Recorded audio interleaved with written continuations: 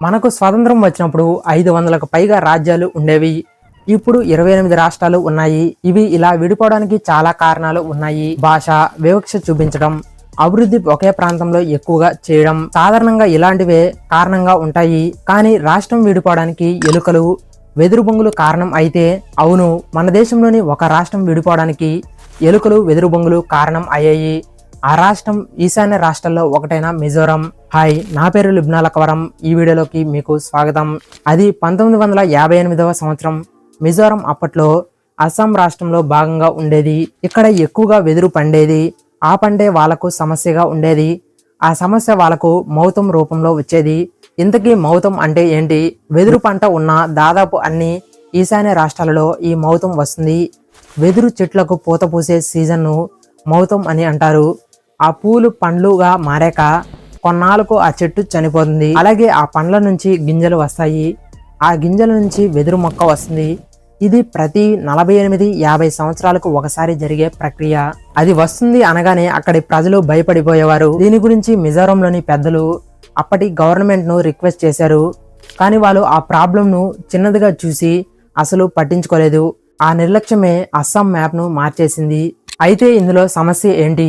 ఈ సీజనే పెద్ద సమస్య. వెదురు గింజల కోసం ఎలుకలు ఎగబడేవి. ఆహారం బాగా ఉండటంతో ఎలుకల సంఖ్య కూడా విపరీతంగా పెరిగిపోతుంది. అప్పుడు వాటికి ఆహార కొరత ఏర్పడి మిగతా పంటల మీద పడి నాశనం చేస్తాయి. అలాగే వాటి వల్ల ప్లేగ్ లాంటి వ్యాధులు కూడా వచ్చేవి. అప్పట్లో ప్లేగు వ్యాధి వస్తే ఊర్లు శ్మశానాలుగా మారేవి. 1863 అలాగే 1911లో అదే జరిగింది.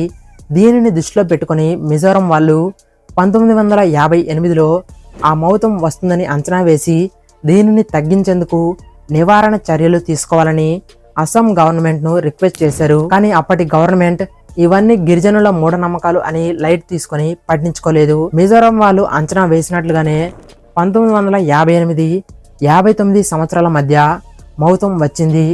ప్రభుత్వం ఎలాంటి చర్యలు తీసుకోకపోవడం వల్ల పంటలు దెబ్బతిని మిజోరంలో కరువు వచ్చింది. ఇంకా ఇలా కాదు అని మిజోరంలోని వాళ్ళు ఒక నిర్ణయం తీసుకున్నారు. ఒక్కో ఎలుకపై 40 పైసల రివార్డ్ ప్రకటించుకున్నారు. అంటే ఒక ఎలుకను చంపితే 40 పైసలు ఇస్తారు. ఇలా వాళ్ళు చంపిన ఎలుకలు 20 లక్షలకు పైనే.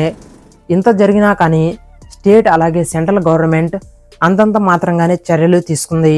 దీంతో మారుమూల ప్రాంతాల్లో ఉండే వాళ్లకు సహాయం చేయాలనే ఉద్దేశంతో మిజోరం నేషనల్ ఫెమెన్ ఫ్రంట్ ఏర్పడింది.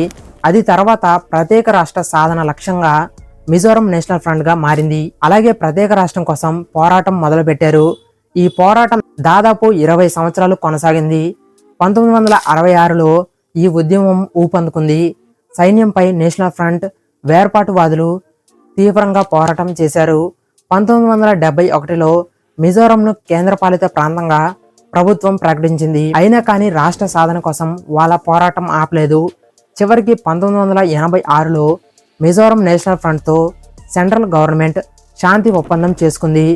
వాళ్ళ డిమాండ్ ప్రకారం ప్రత్యేక రాష్ట్రం ఇచ్చింది. 1986 ఫిబ్రవరి 20న మిజోరం రాష్ట్రం ఏర్పడింది. ఆ రాష్ట్రం మొదటి ముఖ్యమంత్రిగా రాష్ట్ర సాధన కోసం పోరాడిన లాల్ డెన్గా ఎన్నికయ్యారు. ప్రత్యేక రాష్ట్రం తర్వాత 2006లో ఒకసారి మౌతం వచ్చింది. కానీ ఈసారి నివారణ చర్యలు తీసుకోవడం వల్ల అది పెద్ద సమస్యగా మారలేదు.